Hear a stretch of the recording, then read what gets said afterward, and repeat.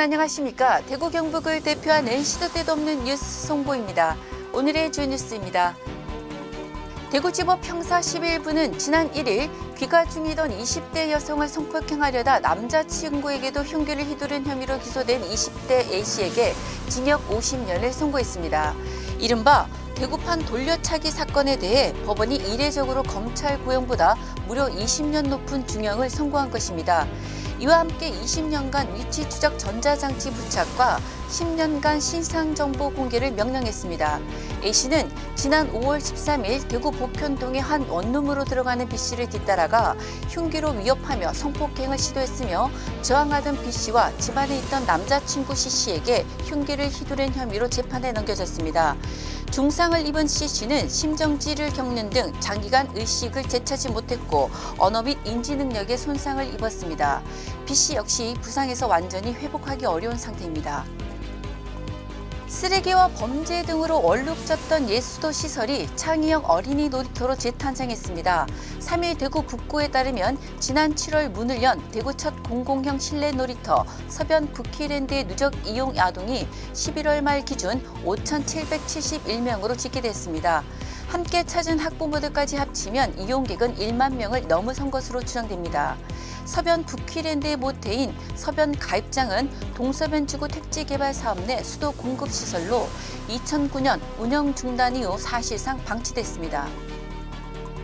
대구FC가 시즌 최종전에서 승리했습니다. 대구는 3일 오후 DGB 대구은행파크에서 열린 인천 유나이티드와의 경기에서 2대1로 승리했습니다.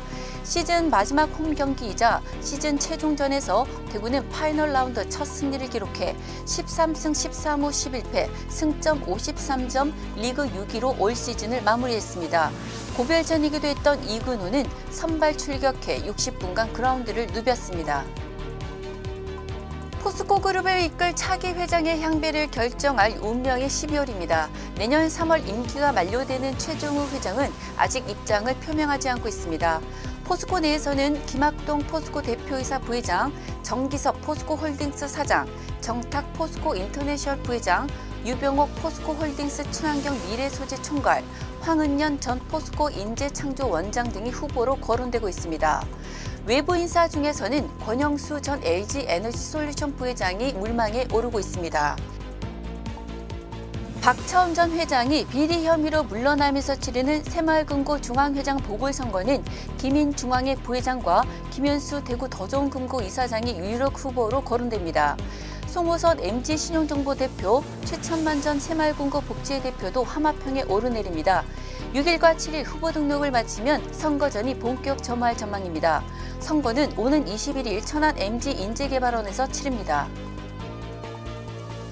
윤석열 대통령이 노란봉투법과 방송 3법의 거부권을 행사하면서 지역 노동계가 반발하고 있습니다.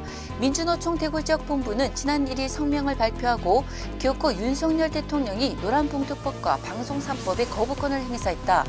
20년이 넘는 노동자의 외침을 공영방송 장악 중단의 요구를 무시했다고 비판했습니다.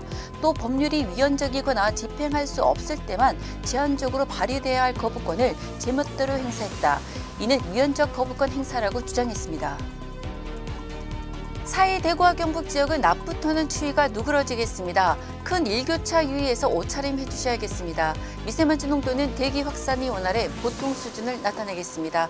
지금까지 12월 4일 월요일 영남일보 시도 때도 없는 뉴스였습니다. 다음 시간에 뵙겠습니다.